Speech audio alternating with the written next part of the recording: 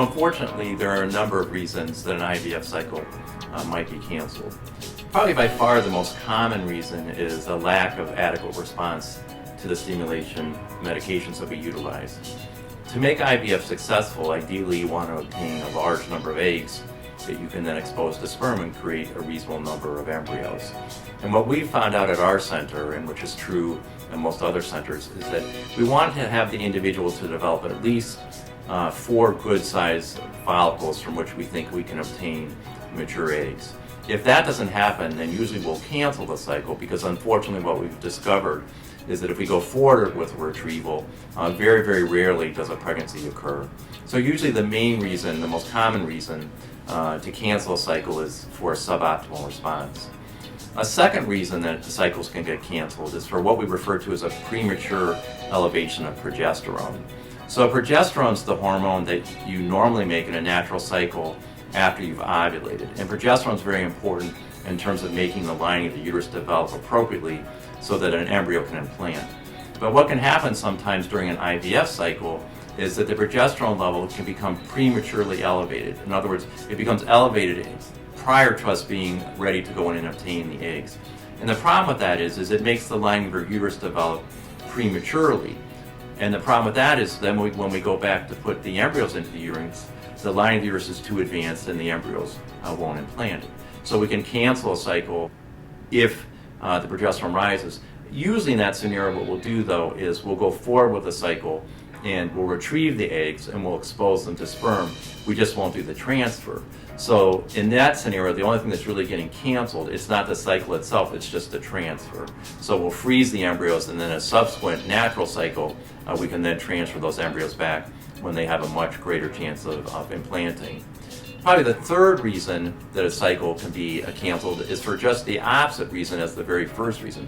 And that's when someone has an excessive response to the medication. So their estrogen levels get very, very high. They develop a very large number of follicles. And we're worried if we go forward with that cycle, the individual may develop what's called a severe ovarian hyperstimulation syndrome. That's an entity in which the ovaries get very enlarged, and you can really, really get very, very sick in that scenario. So that's a rare instance, but if someone's having a really exuberant response, a cycle could be canceled for that reason as well. So those are the 3 major reasons that a cycle might get altered.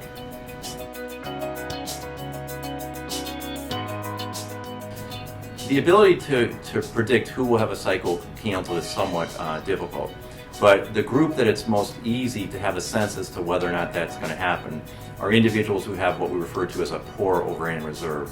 So they have decreased ovarian function. So one of the things that we do first when we evaluate a patient is we look at ovarian reserve. So we do an ultrasound to look at how big the ovary is and how many small developing eggs are in the ovary. We also look at hormones. One's called anti-Mullerian hormone, which is a good marker of ovarian function. And we look at blood work on day 3, FSH, LH, and estrogen. If unfortunately we find out that this individual has what we refer to as diminished ovarian reserve, so their AMH level is low, or their FSH is high, or their ovarian volumes are very small and they have very few developing eggs, this is an individual that we're worried about. So right from the get-go, we'll try and be as aggressive as possible with their stimulation. But unfortunately, in some of these individuals, you just can't get them to stimulate adequately enough to go to retrieval. So by looking at those factors, we can have a sense of who is going to be that individual that may not appropriately respond to medication and may well have their cycle canceled.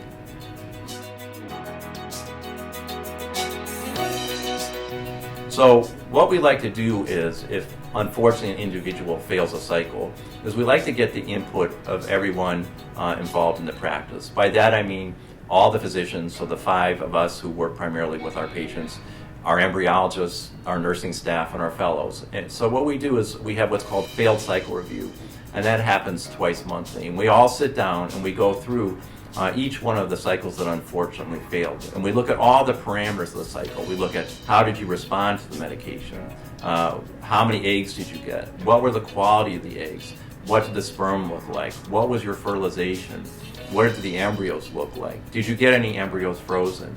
And then we get everybody's input, all the physicians' input, the embryologist's input, and from that try to determine what's going to be the most effective form of therapy, so that if we try again, what can we do that will hopefully give us a better response, make it more successful, and hopefully make the patient get pregnant.